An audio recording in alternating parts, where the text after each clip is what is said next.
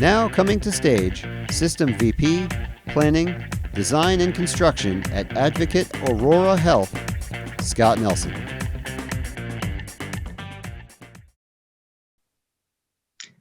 Hello, everyone. Thanks for joining us this morning. I'm Scott Nelson, System Vice President for Planning, Design, Construction, Advocate Aurora Health, and I'm happy to be presenting to you where we've been in 2020 with our LCI Owners Committee and the update thereof. Next slide.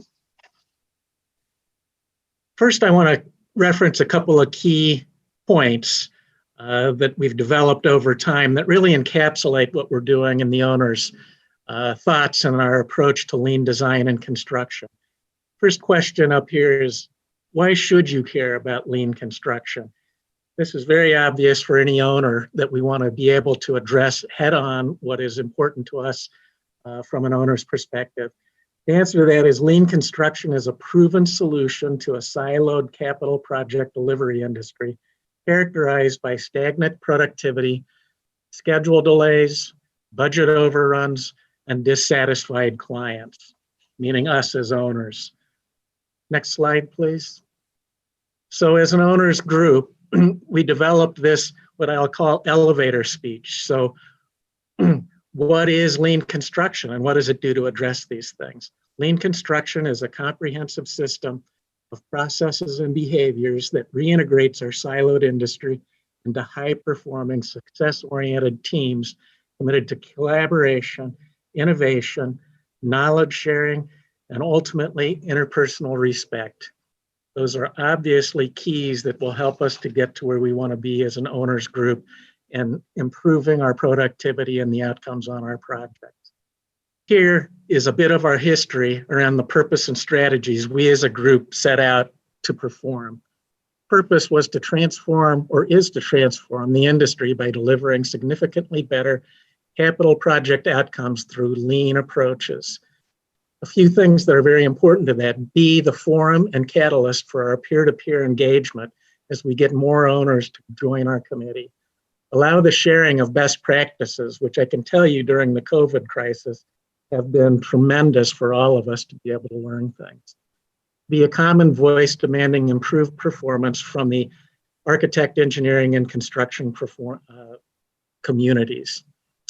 Our strategies, three key strategies as a group, were to sustain 4 owner committees of practices.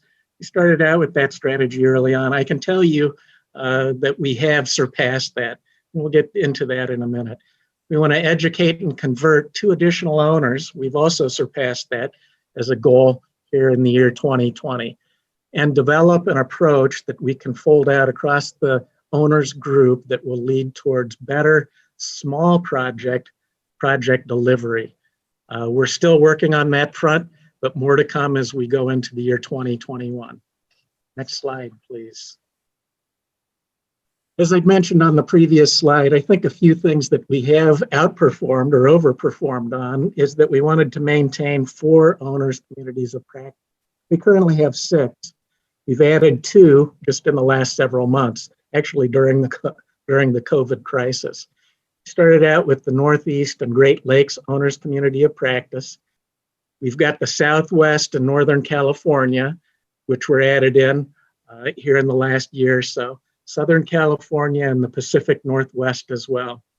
We're also gauging interest, and we're excited if anyone would like to do this and begin to get involved in the Southeast as a communities of practice. What I will say is that we have over 200 individual owners represented within our communities of practice that are getting together on a relatively stable basis. As we look at our efforts around what's been achieved in the last year, January and February, our goal was to have 3 in-person meetings, and we actually got those in-person meetings scheduled. We traveled around the country and met at various owners' locations to be able to have those interfaces. As we all know, March came around, middle of March, everything was pretty well shut down, at least for our organization here in Illinois and Wisconsin. We ended up then meeting in April, May, and June during the COVID crisis with virtual meetings at a minimum of twice a month. So those have been ongoing. Throughout this crisis, the owners have shared lessons learned on how we shut down projects during this safety concern. I'm sure many of you as owners had to shut down projects before we could reopen them. And then how we approach reopening and what were some of the best practices as owners that we were seeing across our organization, and share those. Those were key to all of us being able to safely reopen and begin many of our projects. Owners shared impacts of COVID-19 on the supply chain, what our encumbrances there were, how that might be drawing out our projects, how we could begin to address that as owners. On the sites, what were the activities that were being restricted? How could we try to keep our groups of workers socially distanced and safe as much as we could? What were the safe work practices around that? And as well, was there things that we could do from remote work practices? Absolutely, we did those things, we shared those lessons. Getting into July, August, and September, we continued with our virtual meetings. They came down from being just twice a month to once a month because there was a lot of activity going on with the restart of the project. I think some of the benefits of the virtual meetings were we were actually able to get more participation. People didn't have to take a day out to travel to wherever these destinations were. We literally could be at our homes in most cases. Some of us were in offices occasionally too, and join in attendance and share those lessons learned. I think this is something that we're going to intend to carry forward as much as we can as well. Next slide, please. So what were some of the lean tools during the COVID-19? We were able to get the owners together and find ways that we learned and be able to react to change during the course of COVID. We've talked about that a little bit.